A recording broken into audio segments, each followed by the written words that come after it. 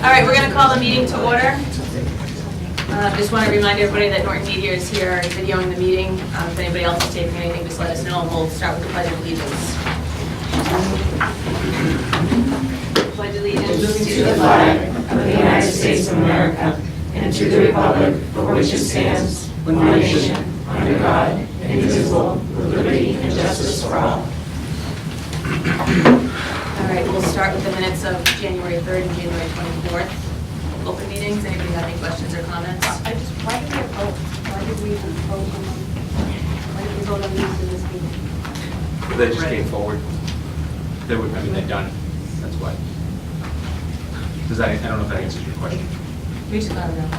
Right, but I'm saying if we have the meeting minutes from January 3rd, why didn't we vote on them on our meeting on January 24th? Because they weren't ready. Oh, that's good.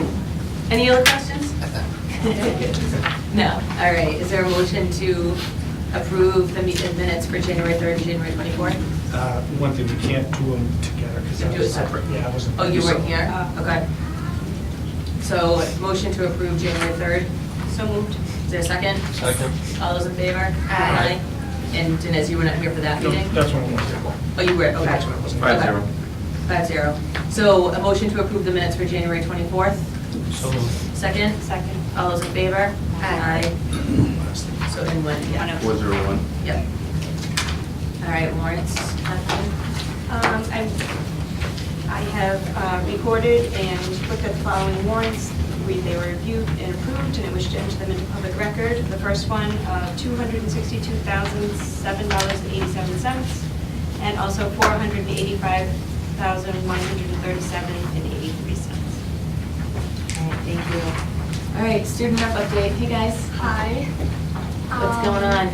A lot of stuff. All right, good. happening. Fill us in. So the Norton Middle School recently named their Citizens of the Semester, which recognizes positive character traits and virtues. They had the annual Blacklight Activity Night, and almost 350 students were there. It was a lot of fun. And baseball and softball tryouts are going to be starting up the week of March 11th, so that's a new season that'll be kicking into gear. At the JCS, they have begun the before and after school enrichment program. And they've also begun before school tutoring, which is sponsored by the Reading and Ready grant. At the LGN, this is a little plug Ms. Luke asked me to do. The PTC is holding its winter carnival this Saturday, March 2nd from 10 to 1, and they are in need of adult volunteers particularly, but volunteers of all ages, and community service hours will be given to student volunteers who need them, so volunteer. At the Yale, right now they're engaged in a kindness challenge. The week before February break, motivational guest speaker Brian Williams went to the school, and he challenged the Yale students to do 5,000 random acts of kindness, and they're trying to accomplish that in 2 weeks.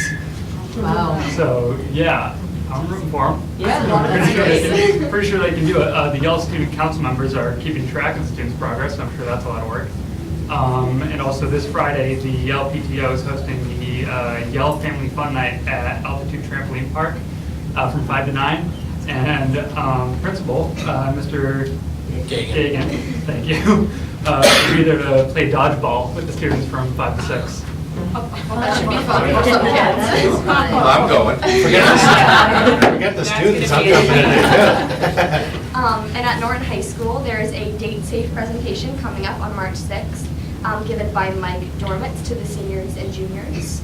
On March 7th, the high school will be having back-to-back presentations starting at 6. The first is for 8th grade course selections, and the second is an AP information night. On March 8th, the It Takes a Community Kathy Bailey Memorial Basketball game will be taking place at the high school gym at 7. On March 13th, there's going to be a presentation to all students by John Trotwing. He's a former MLB player whose son died of suicide. And that same night, Mr. NHS, a positive upswing, will be taking place in the auditorium at 7. And just kind of like this is my own thing, there was a RAD program. It's a self-defense for girls, rape and aggression defense. And Officer Dennett has been running it, and I'm a part of the group, and it's really just been amazing. So I just wanted to put that out there. He's doing a really great job, and he's helping out a lot of girls, and it's very who has the sports update? I do have the sports update, and also the talent show hosted by Student Council is coming right. up as well. But yeah, spring sports are starting soon, when sports are all wrapped up. Brendan Hayden, Bryce Hunt, Anna Pescott, Paul Wisnauskas, Austin Carroll, and Bella Petrosevich were all named TVL All-Stars. And I believe Bryce Hunt and Anna Pescott were for swimming. And Griffin McAleer became the 5th male student to break 1,000 points in basketball and is the 7th person overall to do so. So it's pretty impressive. Yeah, that's great. That's a lot of information. Oh, yeah. Thank you, guys. Is there any way, Catherine, that you can get the announcement out at the high school for VLG? Yes, it's been put out, and I think the volunteer forms have been emailed to the students as well. Oh, great, okay, yeah, because if they know about it, I mean, that's an easy way to get your hours. Absolutely. Otherwise, you're scrambling at the end of Yeah. the yard sale, which isn't as much fun. Definitely, so that's what we put out to the students a couple times. Great, Thank you. Thank you. Anything else on the updates? No? Okay, great. All right, next we're going to move into the recognition of the Norton Black Knights cheer state champions and Super Bowl champions, the football team. You guys all want to come up here, come up front? You want all of them? Why not? Yeah, bring them up. We'll start with we'll do the chair first, Yeah, sure. then we'll do the team, and then we'll do everybody together just as a good photo and stuff. So come on in. We don't bite, I promise. This way, and then you're gonna face that way, so you can get you on the camera.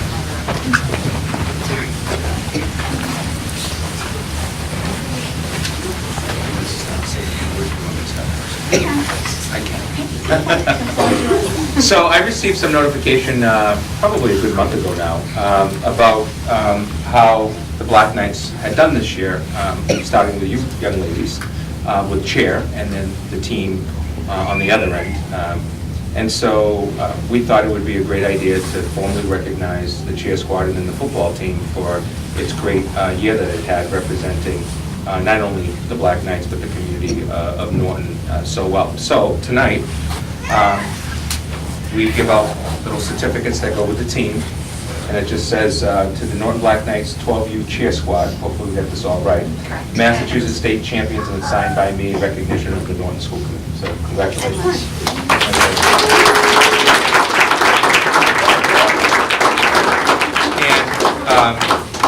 And at some point, you'll all get a nice little letter from me that just says, thank you, congratulations, it's in the works, will be done, so that you feel, I get that typing letter going, and we'll just say thank you for all your work. I also want to thank you all for just being such great representatives of Norton Public Schools.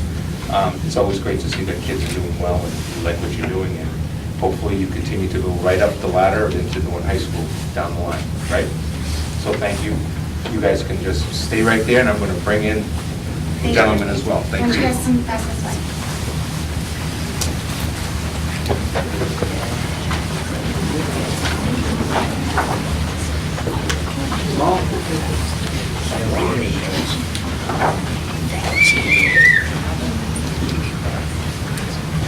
So I don't know if all the boys and the girls are here, but congratulations, Coach. So we wanted to also recognize the team, the Norton Black Knights 5th and 6th grade football, 6th and 5th football team, dual county Tri-Valley Super Bowl champions, signed by the superintendent, myself, on behalf of the Norton School Committee. Congratulations. I just wanted to note, both for the girls and the boys, a couple of notes that we received from the press release that the squads actually, from their leadership, actually released. It just talks a little bit about how these young ladies, quote, how these young ladies have worked incredibly hard this season. They deserve this first place finish. I've coached some of these girls for the past 5 years, and it's great to see them grow in the sport, as per their head coach and assistant cheer coordinator, Jen Hoffman, excuse me. Jen. I'll get the name right eventually. And then for the boys, and there's a long list here, as you guys know, but again, a direct quote of comments about how this team came together during the year, became one, and from that one was able to take it to the next level and bring home a championship. So once again, you know, I know there's a lot of schools of choice of you guys and for you guys, but hopefully we're going to see you at the big leagues here in Norton down the line. So congratulations to you all. Yeah. Ladies in front of the gentleman, right? Ladies have to be in front of the gentleman. They don't have to be told except for you.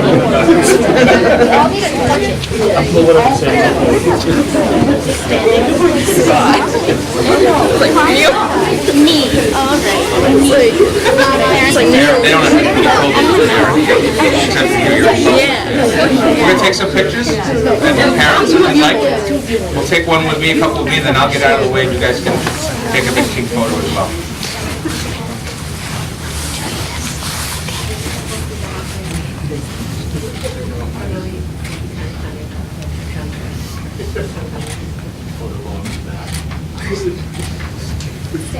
So two great things about today. A, we got to recognize you, and B, we had school today. So still June 13th, still June 13th, so congratulations. You did a great job.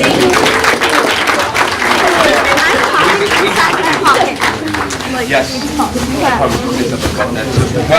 Well, as they're walking out, the other thing that's very big news, we might as well announce it here tonight, I know the school committee knows as well, but our two squads here in town have actually become one squad representing the town. I know it's been a lot of work, a lot of compromise, so I want to thank the two leaders of those organizations who've really come together and tried to figure it out, and I think it's only going to be great for kids. So, and that's what it's all about. So, and great for Norton High, I can only tell you that. So, congratulations. Thank you. We have school tomorrow. Get the homework done.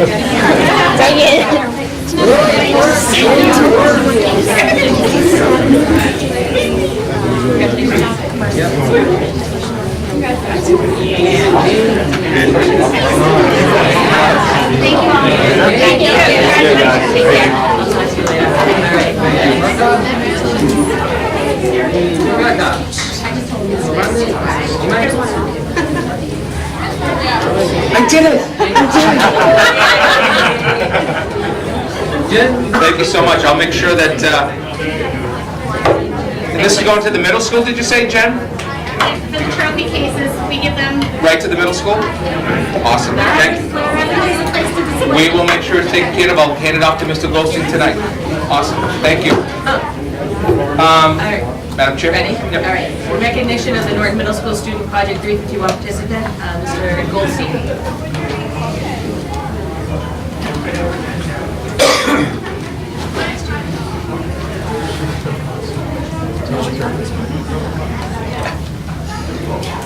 Mr. Sanderson. Whatever you're comfortable with. Let's do it. So, once again, thanks for having us here this year. Every year, around this time of year, I'd like to come and give you an update on Project 351, which is near and dear to my heart, and it's something that we have been a participant in since its inception. So this is the 9th year of Project 351. Project 351 stands for 351 communities in the Commonwealth.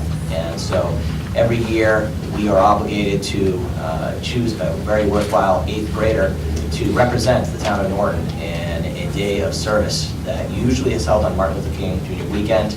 And so the weather cooperated this year and we were able to do so. And so this year our ambassador is none other than Chloe Sheldon, who sits to my left. And we actually also are graced with another former ambassador who's sitting here this evening, which is Cooper Smith. So Cooper was a former ambassador, and so I asked him to wear a shirt tonight, but he obviously couldn't find it, so. Short, too. Cooper was tall when he was here too, so. But in any case, every year I'd like to come and just kind of remind, everybody that we participate in this. And so I'm going to let Chloe kind of tell you a little bit about how her day went and what her impressions were of, the day in general. So, go ahead. Yeah, so my service project was we went to Pine Street Inn and I helped make salads. And so the day started off where? Where did we start off at the beginning? We started off in Faneuil Hall and then. And so the day usually starts at Faneuil Hall, depending on government shutdowns and things like that, which unfortunately have happened too frequently in the last couple of years. We've been in different locations, but usually it's Faneuil Hall. And so the day kicks off with some inspirational words and messages This year, we were graced with newly elected Congresswoman Ayanna Pressley from Massachusetts, and so she was there. She was part of the panel discussion. And so, as always, the governor of the Commonwealth was there. In fact, when the project began 9 years ago, it was partly the brainchild of former Governor Deval Patrick. And so he also used to grace us with his presence. And I will say that both governors have participated in service. Did you get a chance to see the governor at the Pine Street Inn? Or? I did. Okay. And they usually make their way around. And so, more often than not, as the day progresses, I am not our ambassador. In fact, you probably saw me in the morning and then we didn't see each other till the afternoon, right? Yeah. Yeah, so there's a lot of independence. There's a variety of different service sites that take place around the city. Do you recall what service team you were on? I was on Joanna Chang and Christopher Myers. Right, so what it is the 400 plus ambassadors, even those 351 communities, they choose multiple ambassadors from some of the larger communities.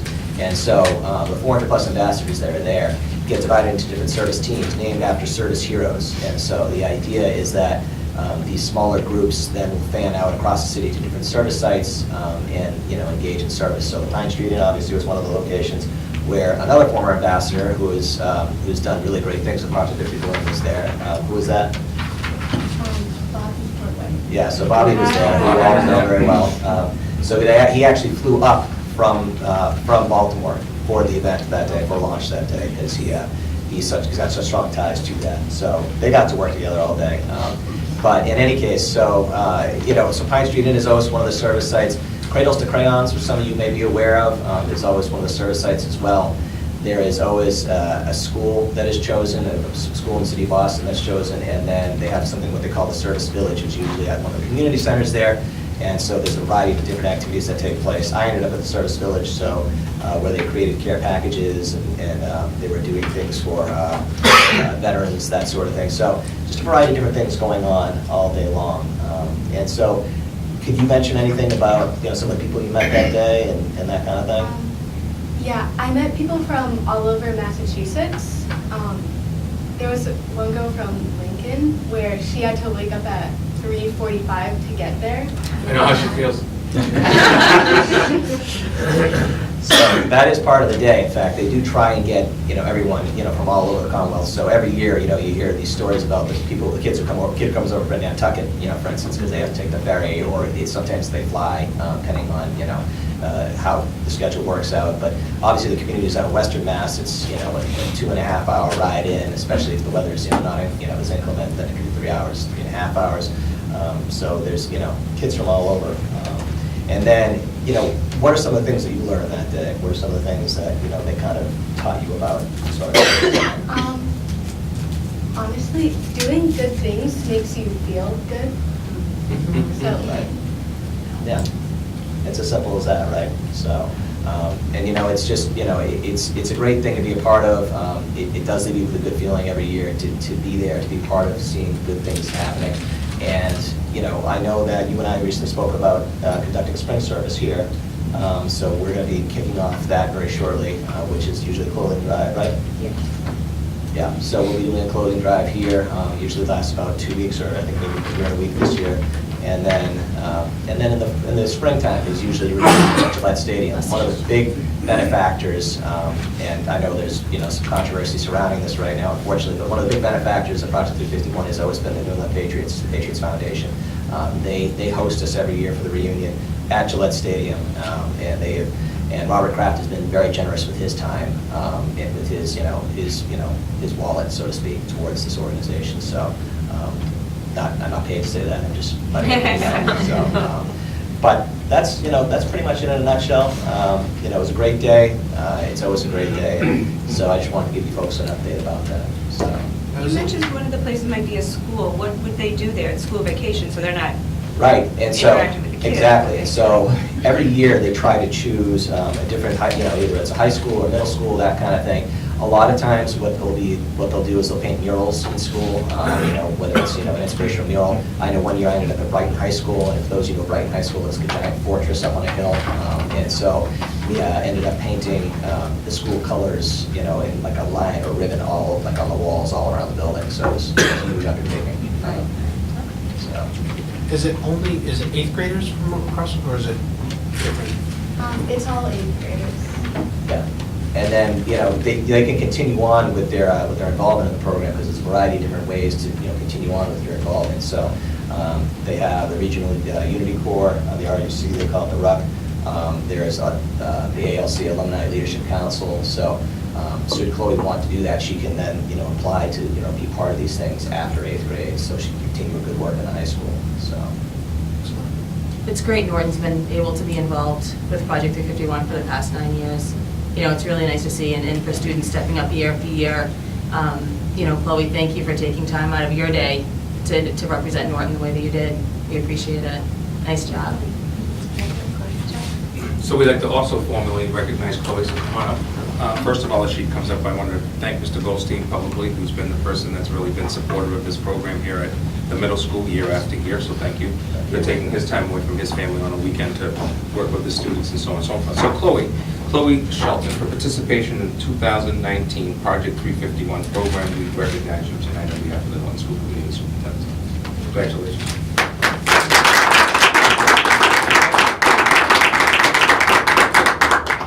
Mr. Goldstein, would you come up as well?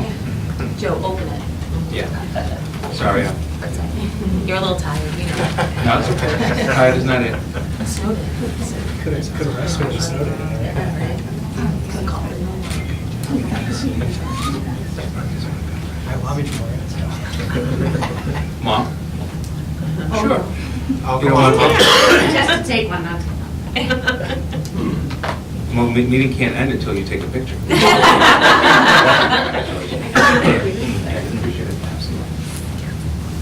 Thank you both. Thank you. Thank you.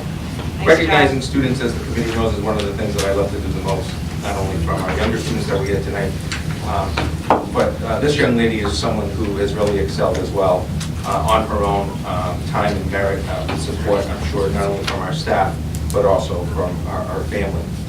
Junior Caroline Taylor is a participant in the annual Lions Club speech competition, a statewide competition. This year's topic was on integrity. What does it look like? Caroline has already won the club, zone, and regional levels and won $350 in total. Recently at Hotel 16 in Plymouth, she won the district level of the competition and won $1,000 in the plaque, bringing her yearly earnings to $1,350. She's guaranteed at least another $250 for attending and participating in the state finals, state championship this coming May 4th in Sturbridge, Massachusetts. The speeches are required to be between 5 minutes minimum and 8 minutes maximum. Each level of the competition gets, of course, more and more difficult. It starts with a full manuscript and then goes on to 3 index cards and then 1 index card. So just think of that. You take your speech from its full manuscript to then 3 index cards to then 1 index card.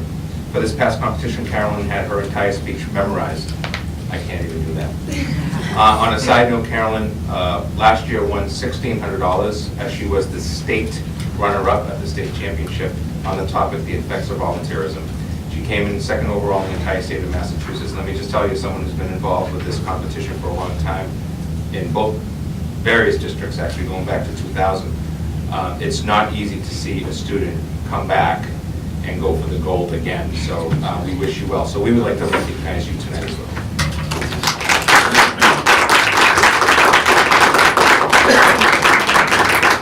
I like this pick because we do a lot of homework and mid-year final exam talks. Caroline Daly for excellence in the Lions Club speech competition is recognized by the school committee in my office. And I believe there's some special people here in the corner who can come up and take a little picture with her real quick, if you'd like. It's all up to you. You don't have to do it as we go. It's a resume builder too. It doesn't hurt. This will not be the Christmas card. No. Maybe it will. Congratulations and thank you. Thank both.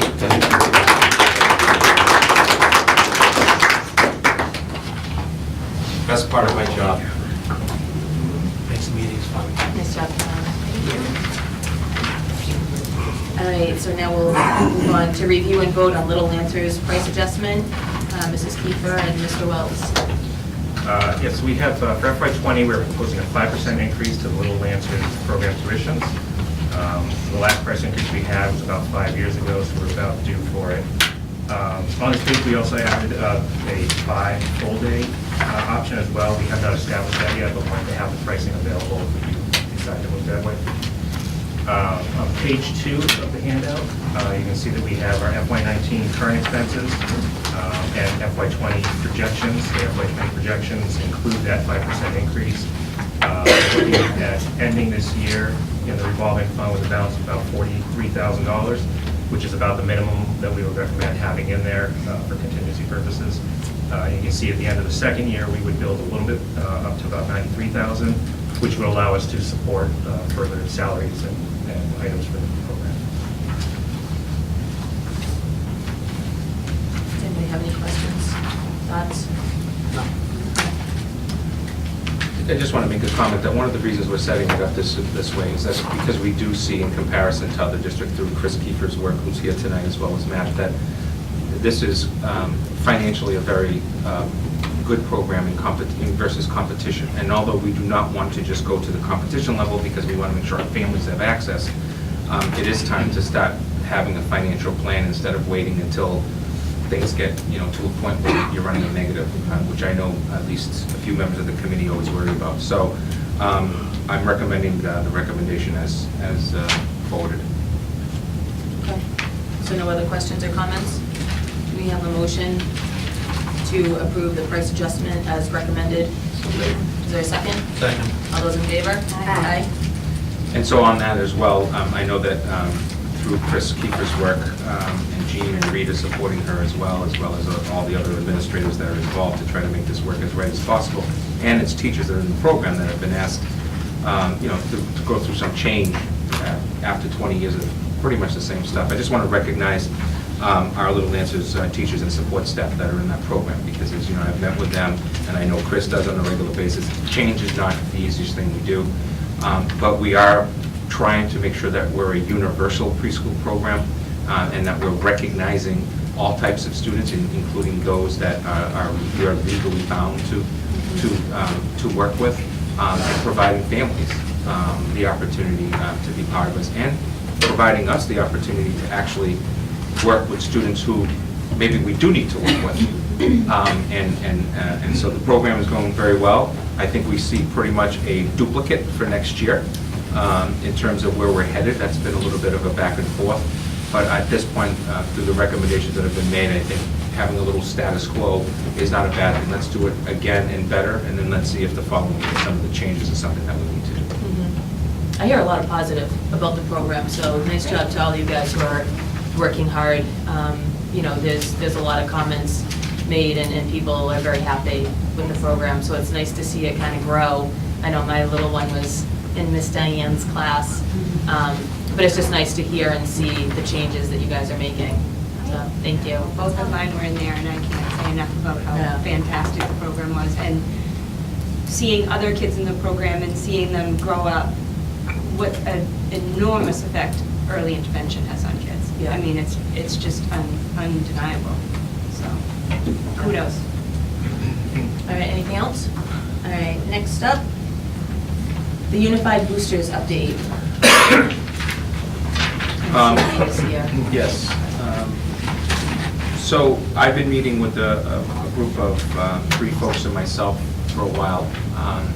Stepped back as well, and they've been meeting to try to put some things together. And then Sandy Olerhead, who was working as the treasurer, she's here tonight in the back. Yeah.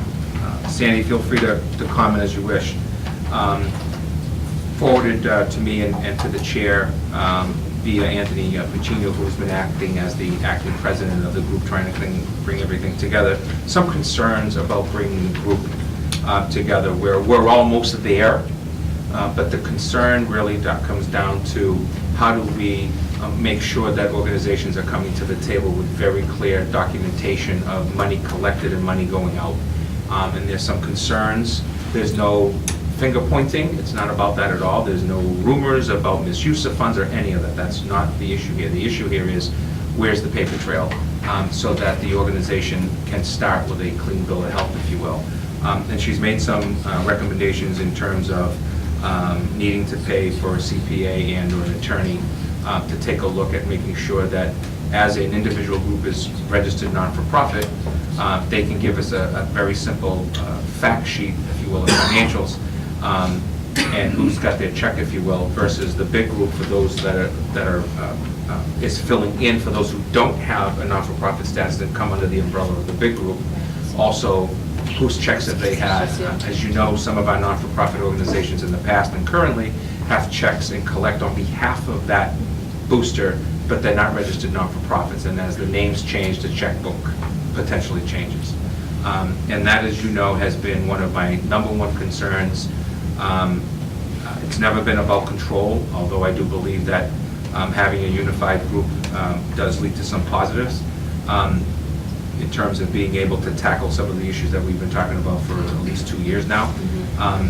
So I'll turn it over to Sandy for any other comments or disagreeing with what I just said or elaborating on what I just said. Can I stand here or should I? No, you can come right in front if you'd like. To the podium? Or the table, you can sit at the table if you'd like. So yeah, I'm the treasurer for the Unified Booster group, and so we have been meeting, as Dr. Vega said, for several months now with the executive board, trying to work out bylaws and logistics and all that kind of thing. You know, right at this point, we had our first meeting as a whole booster. We had, I think, 15 sports represented there. Over 20 people came to the meeting, so it was a good first meeting. But a lot of questions were raised at the meeting, and great questions and valid questions about procedures and policies. You have, I think, 10 groups that are nonprofit right now. So that leaves 16 that are coming together, trying to form the one group with 16 different sets of procedures and policies. I mean, every nonprofit group I've been part of has different policies that they use. So it's trying to figure out, you know, what the best way going forward to make things simple, but also have that checks and balances piece that I think we really need with so many groups coming together. So it's not that anyone's doing anything wrong necessarily, it's just that, you know, everybody kind of has their own way of their own spin on things. And so as, you know, the questions were coming forward, I just don't feel like I'm the person who has those answers. I have, you know, my own background is just a math teacher, so I don't have any accounting perspective or anything like that, so I don't know, you know, what, there was talks about insurance. We need insurance for the group, we need, you know, some possibly 1099s for some of the groups, what they're doing for fundraisers. So a lot of different things came up that I didn't have the answers for. So that's when I said, I could certainly do this, but I don't think I could do it right at this point. And I think we want to have it established in the right way. And somebody coming from the outside would really be beneficial to making sure that all those checks and balances pieces are taken care of. I think it's a valid point because you have so many different groups coming together to kind of form this one, right? And I think to ask somebody as a volunteer, because I know when I set up my own nonprofit, I had an attorney and a CPA. Granted, they volunteered their time to help me, so maybe that's something that we can find somebody within the school system who's interested in helping to set this up and volunteer their time. Because Otherwise, you're looking at 20 grand. it's a lot of money, but I think that, you know, I wouldn't want to be you either, Sandy. It's a lot to take on. There's a lot of different, like you said, questions, and you want to make sure that because we're doing this for the first time, that it's set up properly, right, and that everybody understands where we're coming from, all the rules. So I think that maybe finding somebody that could help lead this. Yeah, we can provide potentially, you know, trying to help to find someone, if you will. Yeah. But then our hands have to be Right. off of it. You know, in terms of the cost and so on. I mean, we had someone for the filing of the nonprofit status that was willing to come forward and give the $400, $500, $600, whatever, $250 or whatever it was. We'd already worked out how we were going to take care of that. But Yeah. I think Sandy's point is you need to turn all of this into someone who knows this and can say to those organizations, well, this is the way it needs to work in order for it to be legal for all parties, and not for any name to be left out there, and so on. I mean, and again, they have control of their own line items, and I think in general people are happy with that. But you know, as I say all the time, every single time we go out for a raffle, don't forget that the state law is very clear about raffles. That the town's supposed to get its cut. I mean, that's the way it works. Most of us haven't been doing this, and I'm a person who's involved with non-for-profits, and I can assure you that I know that they haven't done that. But that's the process that one has to use. So we can definitely help Sandy and others try to see if we can find someone that either would volunteer or would come with a price that, people could come together and get a third party to help to pay for. Mhm. I think there's a lot of support to move this forward. Right. We have, as you know, with some of our numbers in some of our sports, right now, we're having to use some 8th graders in some of our sports to keep them healthy. We just did it for girls' basketball, we're going to do it for softball, and I'm hearing some other sports over the next few years, lacrosse, I'm hearing some numbers about hockey. So what does that mean? Well, that means that we're going to have to count on good fundraising, because the expenses are still going to be there. Right. They don't count, hockey ice time based on one player or 22 players. It's just the time that Right. you use it for, and I'm using hockey because I know you know that. So we can definitely help, and I think Sandy's done a great job, only compliments that I can think of, in terms of trying to help to put this together, and then meeting and knowing that there's potentially 26 different opinions in the room, Right. is never easy, as we know. And that's been part of our churn on this constant churn, and the reason why here we are, and going into the 2019-20 year, and we're a good year behind. Yeah. So, I think it's one thing to be the treasurer, like Sandy stepped up to do, and take care of the day-to-day, but I think it's another thing to set this up as it's a lot. and I think that's It's a lot. the issue here is about, can we have somebody who has the legal and financial Correct. to set it up, and then they vote their board, and whoever's in positions, that's their role for the year or 2 years or whatever their length of their time is. Right. Does that, Yeah, that's exactly what I'm looking for. Just, Yeah. someone to set it up and kind of talk through what are the best procedures for making sure. Again, every single group has their own fundraisers. Some of them are cash fundraisers. How do I make sure that we're all covered, that we're all, making sure that Right. that money's accounted for? And everybody's trying to do good things for kids and their programs, but the issue is, do we place ourselves as a district in harm's way because we know about it, and we do know about it, and so therefore we have to be careful. My job is the safety of the district and the town, because it's also the town that could potentially face liability. And I know some people don't believe that, but if you do some Googling, you'll find out that it does happen. Can we reach out to, was it Hull that did it, to see what their Yep. setup or what steps they took? If I remember correctly, in the presentation, they had an attorney as a member of their group who handled, I'm sure there's somebody in town that could right. help. yeah. I don't know. I know that when we did it with our School to Careers program, we utilized an attorney out of Attleboro. I won't state his name just because of professionalism, but by ourselves, North Attleboro, Seekonk, and Attleboro are part of that organization. So this is something that works through the school department, through federal money, state money, and grants. And we had to rewrite our bylaws because one of the communities was leaving us. Those 4 were staying, and we wanted to reorganize our structure. And so we did have a legal counsel go through the bylaws and establish them, and then sit down with the 4 pro temp leaders and say, this is my recommendation on what you should do. And it wasn't that expensive. So that would be one person that I could reach out to and say, this is what we have for a draft. What we need is somebody to put their eyes on it and say, and it wasn't thousands. It was actually about 1,000 because they were working with somebody that was not-for-profit. So I know that there's some folks out there. So that's one lead of a person that I can think of to reach out and just say, what would it cost? And then the CPA, sure, we can find somebody in town that's got that background that could really take a look at the best practices for that. Or you find an attorney who works Yeah. with all Right. nonprofits and knows the ins and outs of it and can help lead. I just think it's a safer way to go as a district to do that. And then you can take over from there, Sandy. All right. Any So other questions? I'll reach out to Sandy probably early next week I'll make a call tomorrow when I'm in the office, the very situation I was talking about, to see if that person has any interest. So, And our, go ahead. So I think we always knew the genesis of this was going to be pretty messy. And honestly, I don't think it's going any more messy than I think we would have thought. If I'm understanding the issue right now, the issue is you need professional help and aren't sure how you guys are going to pay for it, or? Well, yeah, exactly. I think we need outside help, and we don't have any budget to start with, so it's how do we get that? So I wonder if, I don't know how many individual boosters there are, but I wonder if one possibility is, once you ascertain how much it's going to cost, if everybody in each of the boosters ponies up that portion of it, and then at some point, the Unified Boosters Club is actually up and running.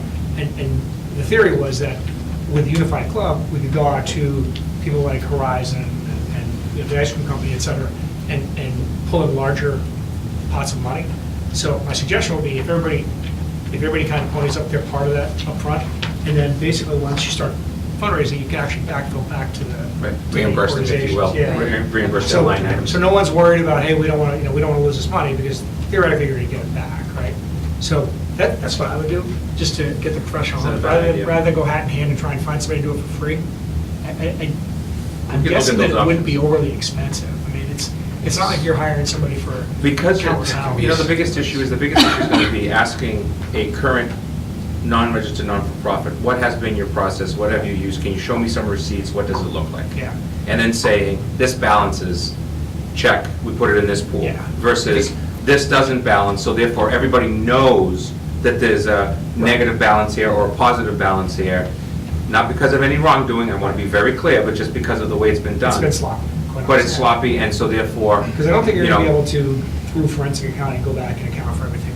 No. Because the reality of these things is, boards change, people change over. And the reality is 4 that years, unless it's everybody comes over, and goes. and if, So- unless it's over a certain amount, they really don't have to be filing all these Right. forms. Right. But internally, there should be some types of Yeah, forms. I think if you look at kind of today's day one, you know, going forward, yeah, you should have an accounting of whatever he's doing with the money. I hate to say this because I'm usually not this way with money, but I think you have to somewhat give a free pass to what's happened in the past. That's, You know? I mean, but the issue is then how do I file the nonprofit? Filling out all the paperwork, and they ask for your financials, they ask for what activities you've done, and, you know, all the pieces that they are looking for information. I don't have that information right Yeah. now. And again, I think, you know, to your point, there's a huge turnover, more so than, you know, even PTAs and everything else I've been part of, because Right. you may not even have a kid in there for 4 years. You might have a kid play sport for a couple Right, of years and then be out. exactly, yeah. I know like one kid play one sport, another kid, so it's constant turnover, and they're only meeting for 3 or 4 months out of the year. So So, it's not even a full year. right, and the other thing that the four of us did speak about at one point, which then actually was 5 of us, and then became 4, but we had an example, I provided an example of an actual booster, private, not-for-profit booster club, of an actual, if you will, financial sheet. And it basically had, what's the fundraiser, how much, when, how much did you raise, what's the balance, what's your expenditures, it's literally 1 page. And for most boosters, it'd only be 1 page. Right. Because, you know, they're doing some stuff during the year for fundraising and stuff, and then they're predominantly using it for the banquet. I was at one last night, you know, the stuff that goes into that, from the food to the gifts to the seniors to the pictures to this to that, it costs money. Swag, as we call it. Wouldn't they So- be considered a new group though? So how far That's what I back was do you have to thinking. go? Yeah, I they- mean, file as a brand-new group Yeah, that they can't expect it had a to be startup that. cost of money. Right, but remember that some of those groups are coming in with nothing, and we could probably get away with the idea of, you know what, this is the big group, this group are keeping their not-for-profit status numbers, what do their financials look like? So the ones who have been not-for-profit prior to this must have been keeping records. You can't Right. happen without it. Oh, yeah. And the ones who are not, who want to file under the umbrella of the Unified, I mean, for all intents and purposes, it's a new Probably don't organization. have much in it. Right? It's an organization. Yeah. In my opinion, it didn't exist They yesterday. can come up with a financial sheet for what they have in the books, whatever that may be, Right. $9 or $10, or Right. $1,000. And how did you get it? Various receipts. Right. No, are all groups now represented?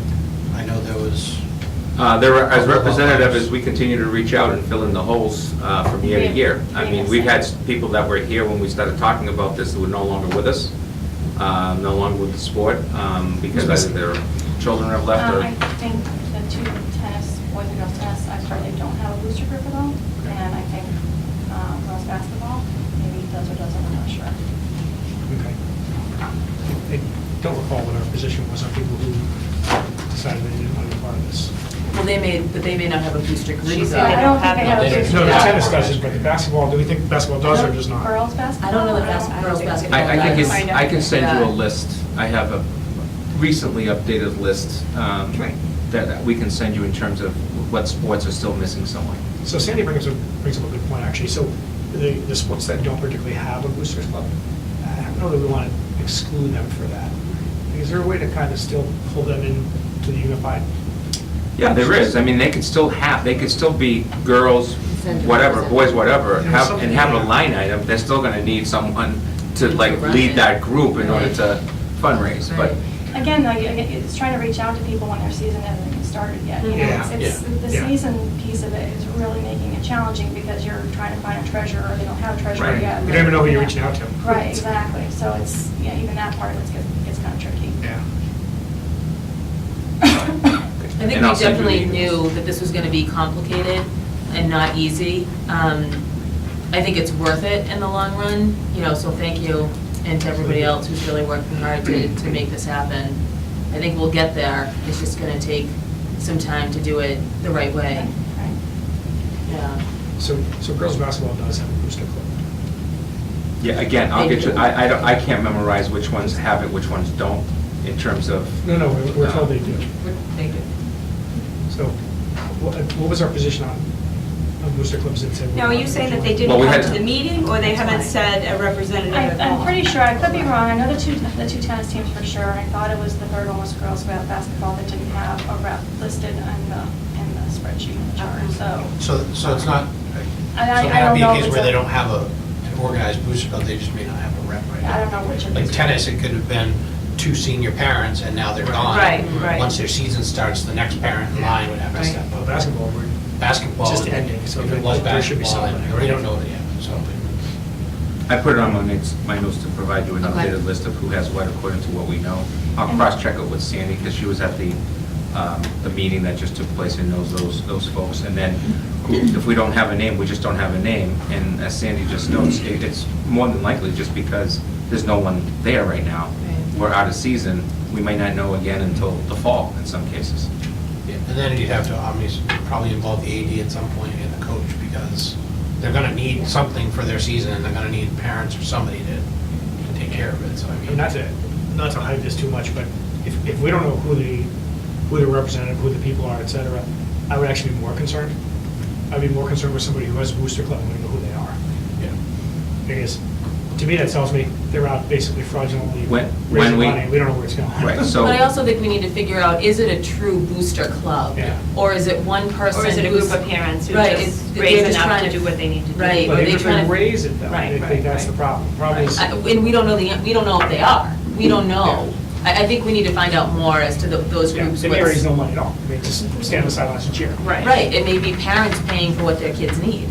It may be as simple as that. There's a team of X amount of kids, they pay, we don't know.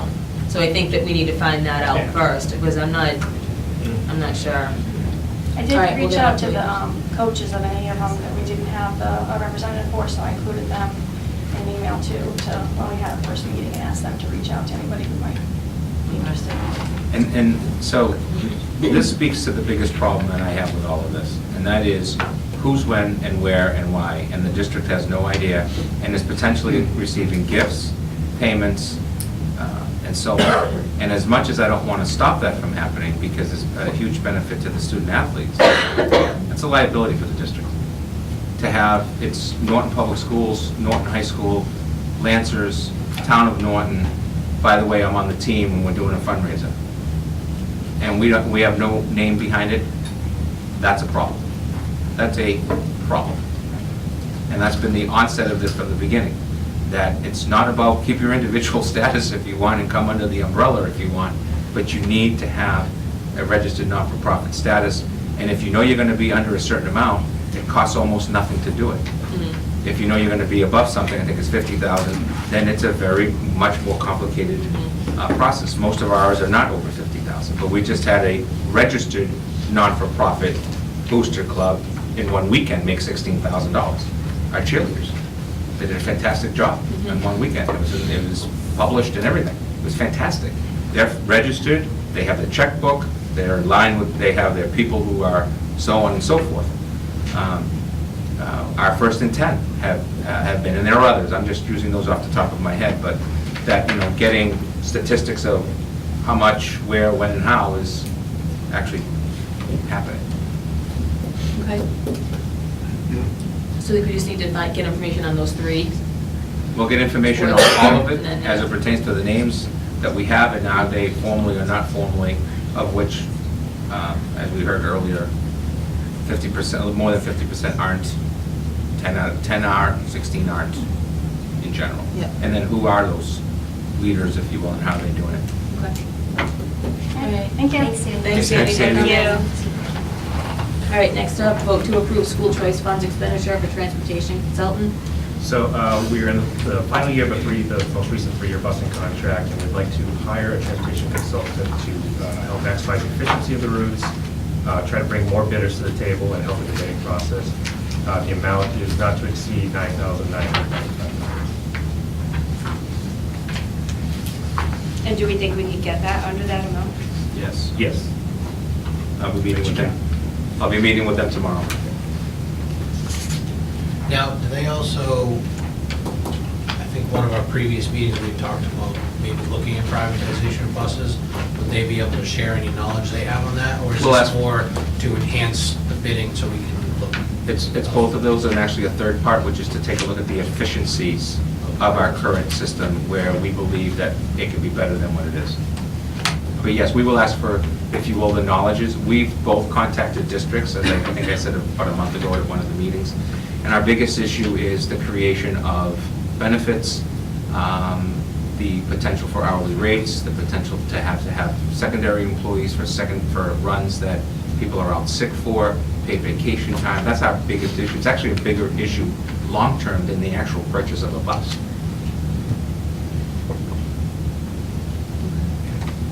But we're still looking into that, though. It'll be part of our request to the consultant to give us knowledge and information. Where's it happening? How's it happening? Where's it been effective? Because there have been a couple of districts that have gone out and then turned right back and went to a 3-year regular bid. Right, okay.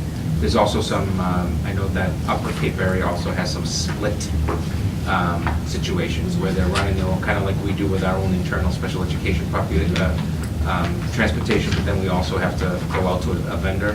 Same idea. A certain number of buses are going to do 2 elementary schools and then you vend out everything else. Okay. Anybody have any questions or comments on it? I think it's a good idea. All right, so do we have a motion to approve the school choice funds expenditure for transportation consultant? So move. Second? Second. All those in favor? Aye. Thank you. Thank you. All right, next up, initial review of fiscal year 20 budget. Here we go. As you know, I communicated with you that I've decided to take some different approaches this year with our budget. For number one, your request to take a different approach in terms of looking at mandates versus non-mandate budgeting. We did request through you 2 dates for the FinCom. The response for FinCom was to have a night just for us, so that there'd be no one else on the agenda, and just be the school department, and that is on March 18th, I believe. I sent you that notice as well, I don't have it in front of me. What I did for you, and what you have, and it's actually also been shared with the staff. Terry, that's correct, right? It was sent out as well, the budget, as part of the packet, the email? Yes. Okay, so I also sent it out to the staff, that's what I was just verifying, thanks. That's the 18th. Is the entire budget request coming from bottom up. So building level principals, directors, assistant superintendent's office, business office, transportation line items, AD, my office, all of that. So before you, what you have is in fact that budget request. This will not be my recommendation. Now, that's your decision later on, as you know, not mine. But my game plan is to have a different game plan going forward in terms of what we're mandated to do, what we need, and what I would call can reasonably think we can come in with and potentially have a serious discussion about getting. The other part of it that goes with this, as you look at these, the 12.02%, which pretty much goes in line with, this is my 6th budget for the last few years, is some concern, the continuing concerns on where is the state budget going to land. So we've received Chapter 70 money, Department of Revenue numbers. They look to be quite honest, very positive in general for things like sending out school choice is better. Vocational is pretty flat, for lack of a better word. I mean, they're going to go up, but it's not like we got 40 more kids going there or anything like that. And same thing with the Aggie. I am concerned about the Aggie long-term because they are currently in the process of building a new $100 million facility. So usually when that happens, there's a little shift. And it all depends on finances here as well. If we're not doing well and someone else, you know what usually happens with that story. There are a number of options, and I spoke to one of the two representatives representing us, plus two representatives from the Attleboro area. By the way, they're from different political parties at a function on Tuesday night. And there's definitely a very strong will within the House and the Senate, which is typically more liberal, to find ways to provide localities more money for public education. The problem, the way that I see it, and I've taken some heat for some of my tweets because I've been pretty vocal about, we need to look at all students in this Commonwealth, not just students that are this, and this. We need to look at all students in the Commonwealth, recognizing that there are certain areas that get more just because of the expenditures, and I clearly understand that. But to say that this group gets this and this group is going to get that, and the disparity is so significant, to me it's a dishonest approach, to be quite honest. The community of Norton's biggest issue, as you know, is that in the 4 different formulas that could potentially come forward, or a mix of those formulas, right, where we don't say it's this, and this, and I've actually sent you a form that a while back that talks about this. In 2 of the formulas, we get $25 per student. $50,000. We're not going anywhere with that. In 2 of the formulas, 2 other formulas, we get in the vicinity of $600,000. And I know Shannon's here tonight as the president of the union, where they came before us through the MTA and said, would you please support this? And their numbers are relatively right in the ballpark. It's just under $600,000. And that's a significant Chapter 70 increase for a community like us. Communities that are growing and in the suburbs and have passed overrides, there are 18 of them right now in the state that are seeing 10% or bigger increases in the Chapter 70 recommendations right now. One of them is in the Tri-Valley League. It's $1.6 million because they have growing enrollment and the locality has upped its percentage. If you take a look at our Transparency Center, not my numbers, but numbers that have been audited from 2017, which is the latest ones that are on there in 18, you will see that we are underfunded at the local level in comparison districts by 23%, but more funded by the state at 35% of the same comparable. So what happens is, when you get to your slightly declining, or even just going up 5 students, any of that kind of a shift, what you're seeing is the state basically saying, in their formula, we're just going to count on the local to spend more before we decide that you're going to get more on this side. It's that simple. Then when you add in there our communities that are struggling and in need, right now, in the formula that's been pushed by the governor, 161 communities, including ours or yours here, is getting roughly 1% or less of the governor's recommended budget as an increase. While these 18 communities over here are getting 10% or more. So you're talking 800,000, 900,000, $1 million, $2 million, 11 million, depending on the size of their budgets, and in some cases absolutely needed. But it makes you wonder how farther behind are 161 communities going to fall, unless they get very lucky because it's a good revenue year, because they had good TIF agreements and all the things came through. There's going to be a lot of extra money coming from new sales taxes and new property, and without raising taxes, I mean in terms of businesses. As you know, we've had a couple of years here where we've seen 3 million, 3.4 million, I think one of them was just over 4 million or in that vicinity, 3 to 4 million, I'll just use that since I don't have the number in front of me, of those kinds of numbers being available in the fall, and then we're earmarking it, as we should, the town should, for certain purposes. You will get from me Saturday the representation of a level services budget. What does it cost to keep what we have? And then mandates, which are actually not huge in terms of personnel. That's actually our smallest number of personnel, but has some tuition costs increases that are significant, and I'm going to tell you why. If you take a look at what happened last year, we went to town meeting and needed $292,000 to level our budget because we had an $800,000 hole in special education, of which we zeroed out all kinds of accounts and didn't do certain things because of that, in order not to go back to stabilization at a higher number. Well, what you're seeing this year is you're seeing that $300,000 as a base added to another $300,000 to $400,000 that you need for the following year, right? You paid a note, you paid a bill, you didn't really have that money during the year, you paid it, you just upped the ante on your budget. But remember, when you did that, when you added to the FY18 budget $292,000, that brought down your actual percentage of money that you received as a percentage for the following fiscal year. You didn't have it. The money wasn't there. It was less money. We actually received less. So level service is one with the mandates.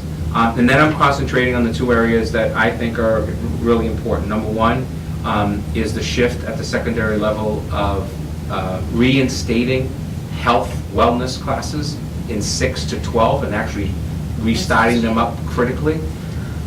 If we want to talk about vaping, if we want to talk about marijuana, if we want to talk about opioids and all that stuff, you need trained staff to be able to do it. And it also alleviates our high school schedule in a way that actually some of our class sizes will be better in the other subjects because there will be a person who is helping to spread that. The second part of that plan, and you'll hear more about this later as well in the budget process, is the idea of the fine arts. You can't continue to try to grow your fine arts program where we know we're losing students to other districts at the high school level with one teacher at the high school. So there's a second teacher request there at the high school, and then a shift of a half-time teacher to the Hay where there currently is one, so we can try potentially to move that teacher to this building and have a true fine arts program between 6 through 12 for a district our size. Our contracts are settled with units for next year, but we are also entering a very critical stage with Unit A coming together with the paraprofessionals and the teachers. We're going to have to consider some legal costs put to the side, not because I think it's going to be bad negotiations, but because the two sides are really coming together on a new contract, of which, by the way, I provided copies to 2 of you that are members of that committee. And that's going to take a lot of work. That's going to take a full review of a contract, not only by the MTA, but also by the school committee through your legal counsel. That's not going to be a $1,000 item. They're going to have to crisscross every single line in this potential agreement that's coming as we begin work late this winter, early this spring. So there's a cost there. And then lastly, where does transportation land? That's a big one. And that's the reason why we asked to get some professional help and to have someone who actually just worked with a local community. I actually know this superintendent, I've spoken with them, where they saw a very thorough and cost savings approach without necessarily providing less services.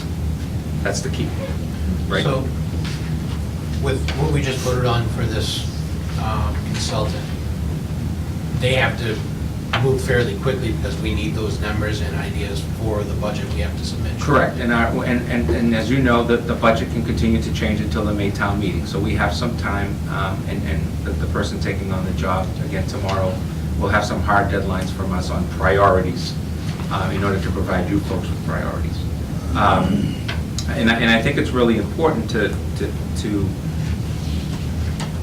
also say that our principals have done a really nice job, and our directors and the superintendent's office as well, in really trying to just say, you know, we're not doing this, this, and this, and that's why it's in there. As you know, this fall, we received $300,000 for materials and supplies. So we have to have some honest discussions with the Finance Committee and with the Board of Selectmen and the Town Manager that are we going to lay off people? Or are we going to just have an understanding that we potentially are coming after monies in the fall in order not to have to do that and increase class sizes to 30 and so on and so forth. And we don't have any numbers yet. I'm hoping that after we meet next week that we have like a budget, and then at that point I'll begin to meet with the town manager and prepare for the presentation. Right now, the budget is pretty split as a total request for special education and general education because of level servicing some line items, really, at the end of the day. Some of the requests, I think, are good requests, but I don't think they're requests that we can just continue to say yes to, and we know that there's no one listening on the other side. School choice is the last thing I want to talk about. You have to have some serious discussions about how you want to utilize school choice. I don't think we can go into town meeting with everybody knowing that there's a six-figure number in there in the cherry sheet that is very clearly articulated in our line item budget through the Department of Revenue, without the school committee saying, this is the plan for this money as part of our operating budget, regardless of the discussions that we may have that Dinesh and I disagree on at times, or agree with most of the time. Because I think we're at a point where that program has been life-saving for us in so many ways that we have to now think of what is the next level of how do we move the district forward. I'm not asking for these tons of positions that come out of choice, but I do think that there's some collaborative areas where if we're leasing technology and providing over 2,000 units of Chromebooks to students, and I don't have a technician, and we don't have the money in the operating budget, we need to have a discussion about a small amount of money being utilized as a startup, as we did for a startup with full-day kindergarten 2+ years ago. So that we're moving it into the budget, not living off of choice, but giving ourselves the perspective of becoming a better district because we're able to take care of those things. And the last thing really is when you look at this budget that you currently have, I think the thing that's pretty significant is that in some cases when you look at actual expenses from 2018 and you look at how this budget is as a recommendation versus actuals of this year, some of these line items haven't grown at all. And I bet you, and I know he doesn't necessarily have the time, but if Matt took this out 10 years, I think you see flat lines year after year after year, and maybe even lines that go the other way. So at some point, we have to have those discussions as well. So I'm hoping to share, you have these, I gave you this because I wanted you to have just numbers for you yourselves to see why is it so much here, why isn't it so much there. You have what I call the non-sexy lines, preventative maintenance. Gotta have it, you gotta keep it. You started it, you can't go back on it, because you've got buildings that are in need of making sure that our HVAC units aren't breaking down, making sure that our air quality is good. We've had very little of that, except for some of the gas smell situation at the high school, which seems to pretty much be taken care of right now. It's something that I started with you 5 years ago in my first budget, and said you need to do preventative maintenance, or else you're going back for HVAC systems every 10 to 12 years, because they're not being taken care of, and I'm just using that one as an example. I think I just had one question. So under professional development, for the LG, the JC, the Hay, and the high school, there's no account numbers? I mean, obviously, they've had professional development before. Why is there only at the middle school? These are, we're going to be creating school-specific lines. We don't have them specifically, we don't have the account numbers created for JCS, LG, and Hay in high school. So right now, it's all done under one account? Yeah, and it's TD's all. just the district? Yeah, so it's just coming in compliance with. Right, and there's another line item that we want to, so professional development is something I want to start taking. Obviously, we do that. I mean, Right, yeah. I want to start looking at PD and substitutes differently. I want it to be under the control of the building principals through, in the case of professional development, the assistant superintendent's office and my office. And for substitutes, I want the principal's office to have a little bit more hands on it. For us to try to keep, if you will, a week-to-week eye on it versus a bi-weekly and monthly eye out of the business office where you're cutting checks to people, and that's how we find out. And also creativity. I just also want to mention, the majority of our professional development funding comes from the Title IIA grants. Right? It's an entitlement grant, we get it every year. When I first started writing it about 8 years ago, it was about $80,000. This year it's $50,000. That is almost 100% of our professional development budget for the entire district for every staff member. So typically, in my budget every year, I put $25 per student in each building into those lines, and those are always one of the first lines that get cut. We're looking to make those cuts. But that's why those lines don't exist, because it comes out of the grant side Okay. of things as well. Now, when you say you're going to give it up to the principal, does that mean they get to choose what professional development they want for their building? Well, yes and no. Yes, in terms of we want them to be involved in part of our district goal. You're going to be approving a new strategic plan.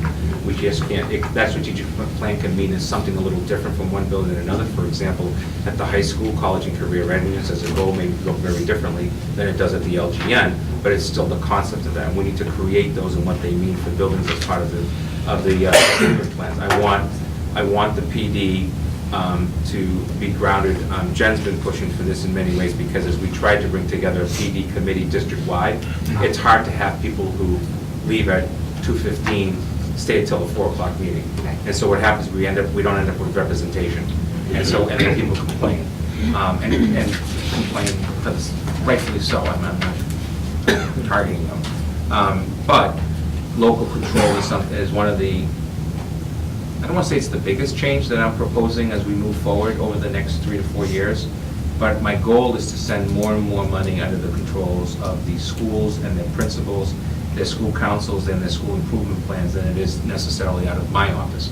Recognizing that in order to get that money, there's got to be a plan in place that's approved and connected to the bigger plan.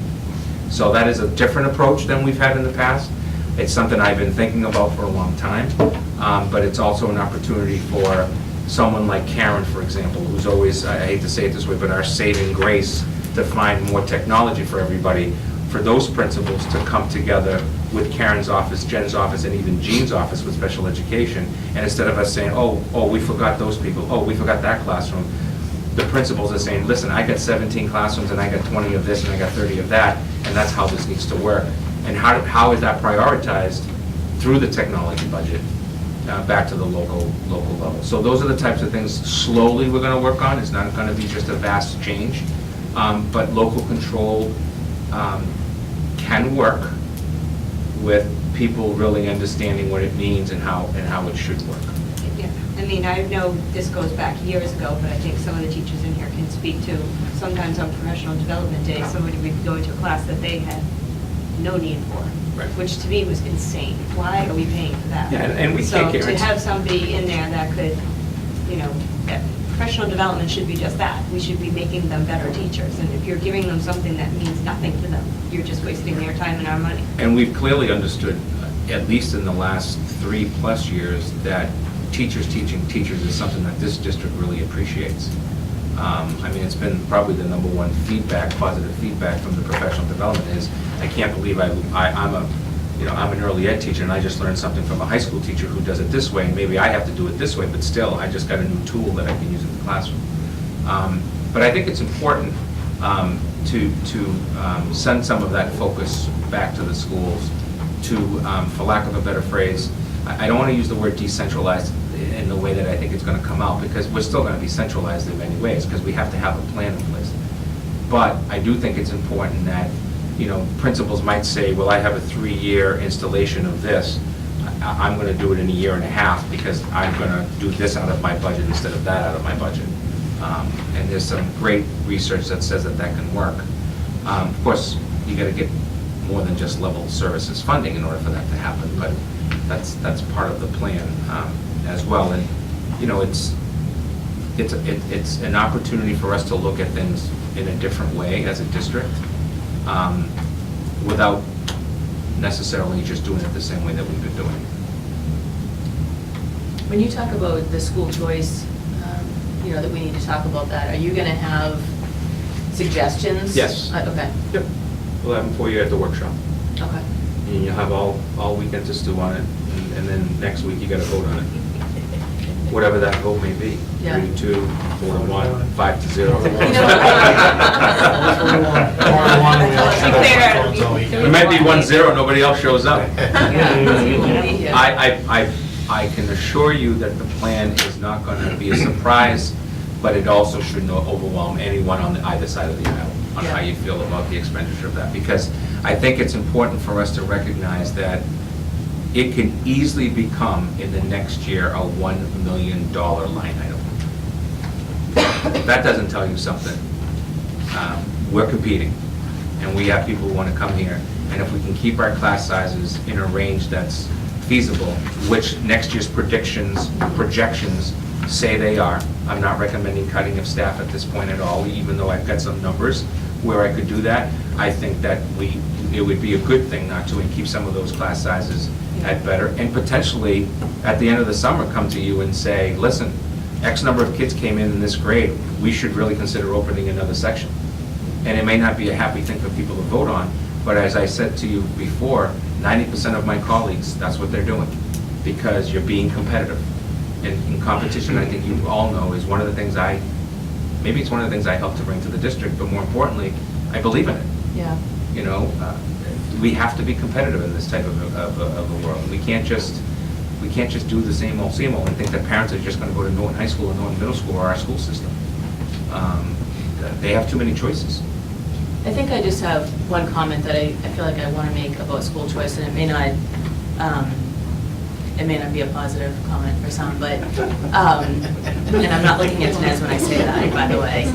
But I just, you know, I've thought a lot about how last year went with the budget season, and it went badly. I'm not interested in the fighting between the two sides anymore. I'm with you.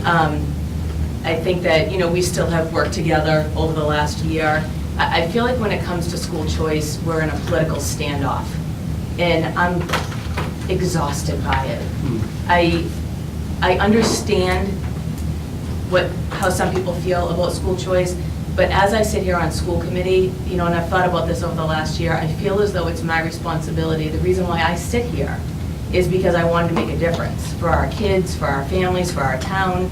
You know, I think that you bringing school choice to town has been tremendous for our district.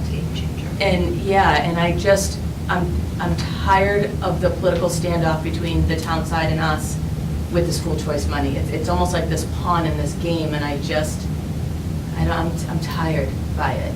I think it's time that, you know, we need to, I think in this last year, we've really done some amazing things after a really hard budget season. Really tough decisions had to be made. And I'm kind of looking forward to continuing with the positive momentum and doing what we need to do to keep Norton as competitive as it is, to keep our classroom sizes down, to keep our quality educators in the classroom. I mean, I just felt like I needed to say that before we go into this. Anybody else? Dinesh? I got so many thoughts on this.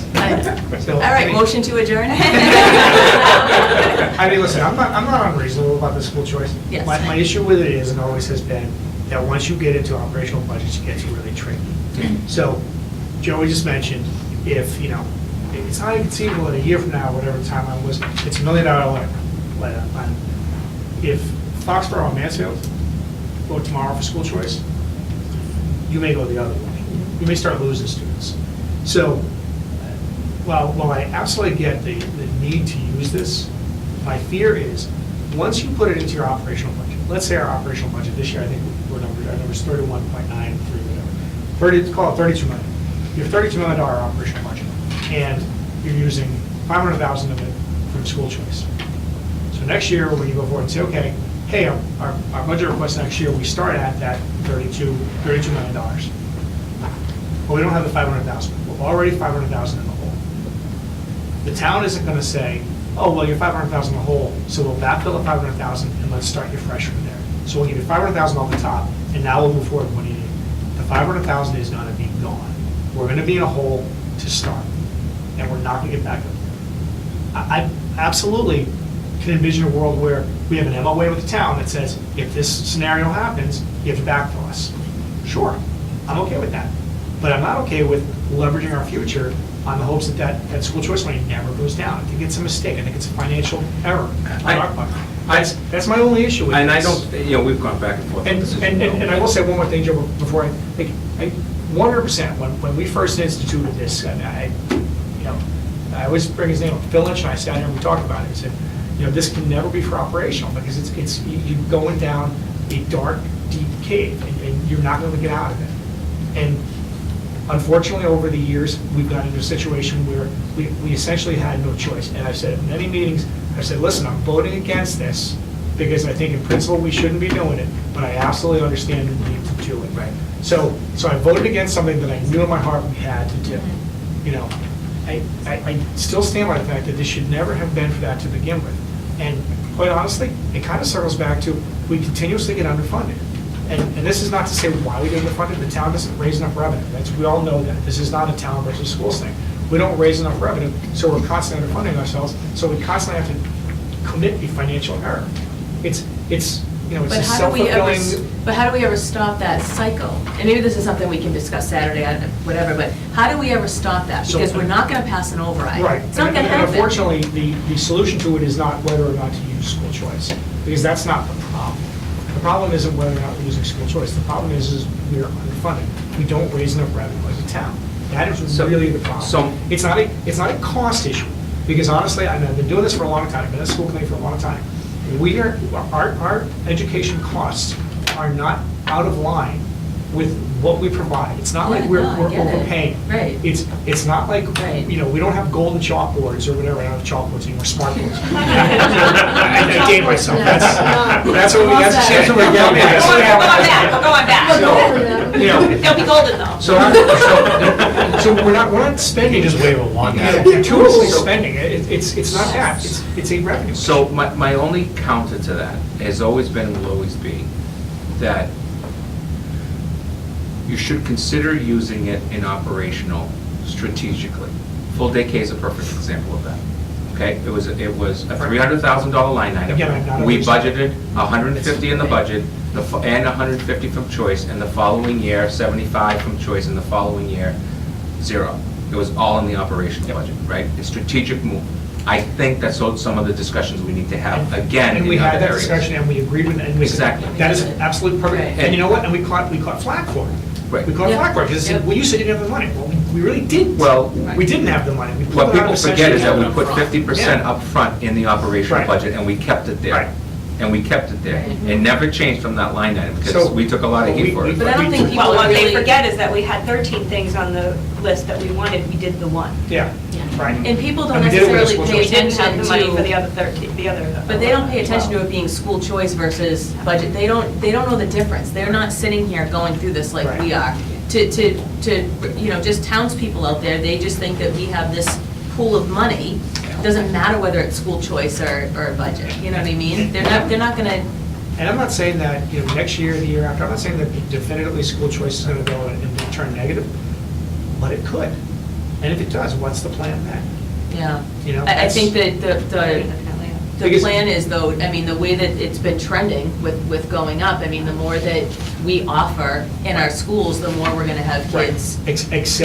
Except for the moment that other towns who have more already, because they fund their schools to a better degree, say, we'll do choice too.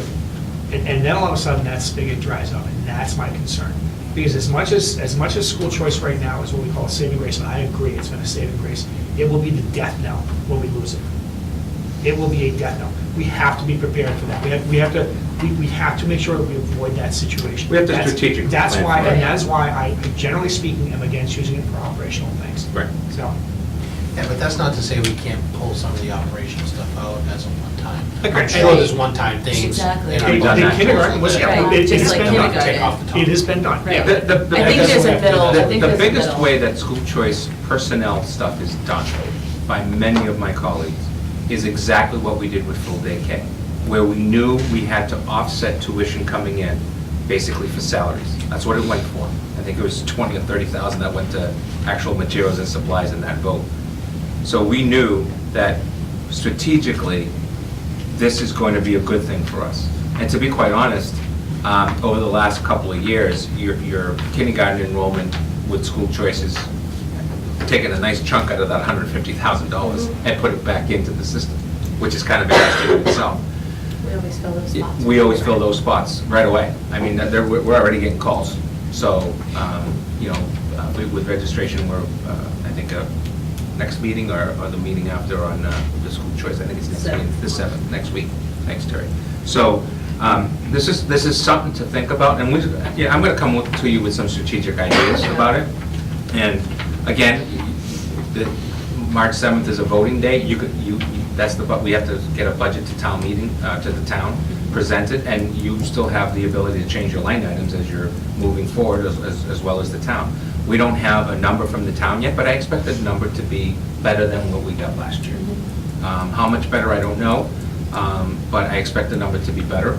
And then I think it becomes, if we already know or tentatively think we know that things like free cash are going to be better in the fall, I think we have to have some strategic discussions with Mike and the Board of Selectmen and the FinCom, that if we're, and true, not utilizing the overtime accounts as the operating budget until the fall for the town side, we're saying there are some line items that we have on our side that, and a perfect example this year has been maternity leaves, and again, and sickness, where it's a double payment, if you will, and good for everyone that is healthy, but it's so hard to project. You know, I could stick 10 in there, and if it's 15, I'm 5 in the hole. You know, you don't know. Maybe sometimes if it's a bad winter, you know. So that's where we're going to be on Saturday. Any other? Just one question. I have 9 o'clock on my calendar, but this is 9:30. What time are we at? I think it's posted for 9:30. 9:30. Yeah, I said 9 o'clock, so, but it's 9:30 meeting. All right. Yeah. Could have posted at 10. If you want to walk on, We don't wanna keep you all if you day. want to walk in, you know, Dinesh, it's at 10, we'll take the votes at 9:30. Sherry, all the school choice stuff, we'll vote on it like Exactly. 9:35. Yeah. So is it 9:30 to 11 or 11:30? It's 9:30 until you end, but Okay. it's usually a 2-hour meeting. Okay. And depending on how much more resources you need out of our offices on Monday and Tuesday before your Thursday meeting. Okay. Depends on how many questions I ask. Dinesh, we still love you, we do. Gavel, We do. gavel. Gavel, okay. Gavel. All right, superintendent, schools, Okay, update. question on the budget on Oh. page 3. Sorry, yep, go ahead. Page 3. Under K teachers for LGN, you have 245 and JCS at 170. Is that numbers mixed? Because JCS has more K teachers than LGN. That's the FY18 line, so if you go over Right. 1, 2, 3, the fourth column is the FY20. No, but I'm saying for the year 2018, JCS had more K teachers than LGN. I'm just looking why LGN spent more money on K teachers when JCS actually get more. I didn't know if the numbers were. You know, we can dig into and look at that. I was just curious. My gut's telling me probably there was more grant support at that point in time for the teaching. But without actually digging into it back at the office, I wouldn't be able to tell exactly why. No, that's okay. I just didn't know if the numbers were switched like the LGN. We'll look at it. Look into it. All right. Thank you. Anything else? No? I'm surprised they don't get people. Did you get Next Thursday's budget, so I know the two of you because of the union. Well, yeah. Next Thursday's budget. I have 100 be a lot lines in cleaner. this thing. He hasn't broken out the post-it notes from the budget yet. No, but his highlights probably empty. Yeah, I'm still highlighting. I just, That was my favorite. So Saturday. I was counting on you, didn't I? believe me, Saturday have been plenty of questions. All right, Joe, you're up. So every single year, I have to come to you with superintendent's goals and give you some updates. The updates are underlined, as you know, through a number of folks under my direction. We have already an update on student learning goal, which was the SEL advisory committee that took place up at the high school that Jean led and brought all of us up to date at the November meeting. That included an individual report for each of the subcommittees, if you remember that. That was in November. And the next update will be in June, where we'll give you some more individual updates on what's taking place. And also, I think it's, again, you know this already, but we have been recognized by the Superintendent's National Association, AASA, to be one of 40 districts to participate in a research and best practices. I'm going to be attending the first meeting in March, and then after that, we'll be putting some folks together to go to the next meeting, which I think is going to be in the fall, somewhere in the Northeast. And the idea behind all of that is just folks hearing about us. I've published some stuff, as you know, to just tell folks about little things like our school culture and climate committees that are mostly working, but we have some more work to do in some of our schools, to implementation of PBIS, to recognizing as a school culture, not only through you folks formally, but us informally, that we're a district that believes that our students are more than just a score. Things like the bridge program at the high school, and then the list can go on and on and on. So kudos to the district for being involved with it. I think it's going to be a good thing because we're going to get to see 39 other districts' best practices that they're utilizing and be able to bring that home, and then collectively as 40 districts work together on how this is working. And we are the only representative from the Commonwealth of Massachusetts. It's great.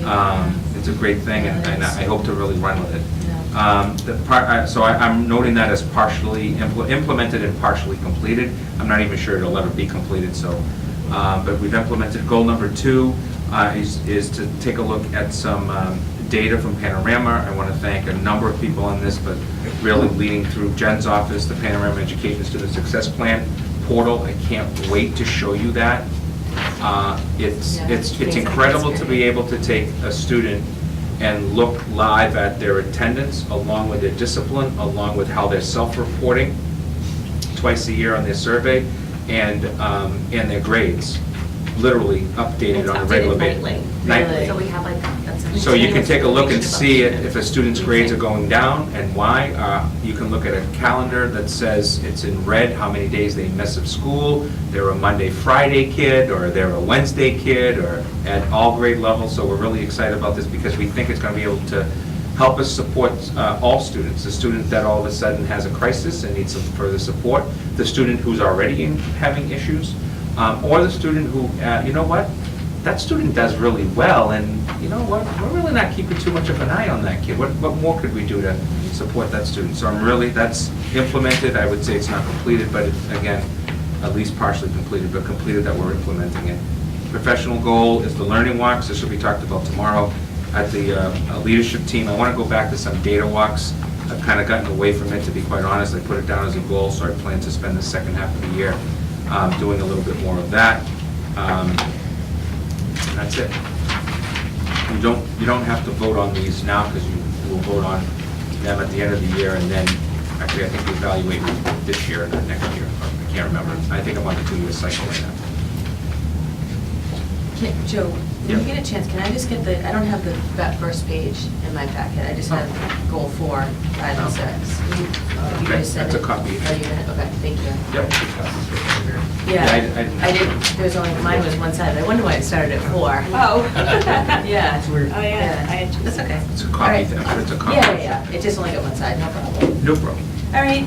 Anything else on the goals? Any questions, comments? Wait a minute, the school choice discussion. All right, anything under other? Joe? For Mr. Wells, please. Yeah, so we've received proposals for the childcare RFP, and we're looking for a school committee member to be part of the evaluation team. Mr. Sheedy was on that committee the last time. Which one was that, the champions? That was the selection of the after-school, before-school. Yep. I'll do that. Thank you. Thanks, Tim. Anything else under other? I'm asked to communicate with you that on March 20th, would you please consider attending a meeting at 7 p.m. at Norton High School, led by the Board of Selectmen, on the Town Hall Community Center feasibility. I think I'm sorry, what was that date? that's the 20th of March at 7 p.m. A Wednesday? Yeah. So it's a Board of Selectmen meeting? Well, yes, At the high it's a presentation of the feasibility of the Town Hall and Community Center to the town. So they've asked that we push it at our meeting, and also, I believe, if you could attend. I'm sorry, could you repeat where? Well, in high school. High school, yeah, 7 sorry, o'clock. on the 7 20th. o'clock. And I have some conflicts as well, but I'm going to try to reschedule some of my conflicts to be there, just to listen in and potentially Thanks for not report. making unless it rains. Okay, I think I can be there. I have nothing right now, so I think I can be there.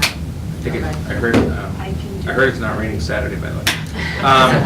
Or next Thursday. Another item, we have negotiation dates, and I've given both Dinesh and Caroline copies of Unit A and the para unit contract as part of the upcoming, we have a conflict that we can't meet in April because we have a meeting, we have a conflict because one of our members can't be on the May meeting. Right now, we'd be as far out as the 29th. So I'm going to check in with Shannon and the group about seeing if there's some other dates. Wednesdays are bad for us, Thursdays if there are school committee meetings. Shannon and I will work through that and get you folks some more dates so we can at least start the process. And my request to you is just to do some homework in terms of reading it and seeing some of the language and stuff that we'll be discussing between us and the association. What were the dates again? They were the 25th of April, which is a school committee meeting, the 8th of May, which has a conflict for Caroline because it's a Wednesday, and the 29th of May, which currently is a good date for everybody on our side. So I would suggest that the first date is always agreement of ground rules and hi, how are you? And then it pretty much breaks up. Maybe we can just sneak it in before a school committee meeting, just to get it started, right? I mean, that's all we're really doing. I mean, those of you who have done negotiations before, we really Well, what we just could agree do on is, terms. if you did the April 25th, what we could do is potentially meet with the association here at 6, and move the school committee meeting to 7. Yeah, We could do that too, and at least get that first meeting going on the 25th.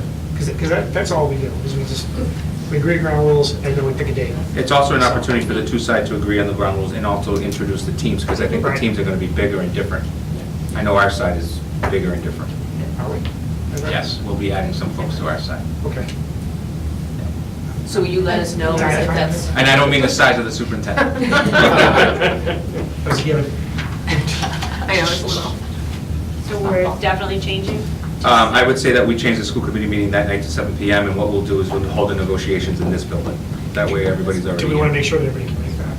I believe those are the 3 dates that they gave us that they can, Oh, so okay. if you two can, I'll make sure that the rest of the administrators can. Okay. We're already here for 7 o'clock, school committee. That's okay. And if somebody isn't here, it is what it is. And Joe, I'm sorry, we're going to be 6 o'clock with that? It'll be at 6 o'clock, 7 o'clock, school committee, or maybe even 6:45, or something like that. So is there anything else? No, at this time, you will need a motion to adjourn and enter into executive session. with a Can I roll just call. do a real quick, I know you guys already mentioned it takes community, but I yes. just want to mention again real quick, that's coming up March 8th. People can buy tickets online now, so if you go to the Facebook page, there's links to buy tickets there. If you can't make it and you want to donate, I know we've got some flyers here. If you can't make it and you want to donate, there's a donate button on our Facebook page as well. It Takes Community, this is our 17th year, and we raise money to help families in town, not just school families, but any family in town who is dealing with a serious or terminal illness, people who have lost a child or a parent, and others who struggle financially for various situations. So this year, we've had some changes, things are going very well. We have a lot of business support this year. This was probably one of the first years that teachers and police signed up pretty quickly. You know, we didn't really have to say, you know, we're gonna do an after party if you wanna come. So we have a lot of people that are coming and we appreciate that.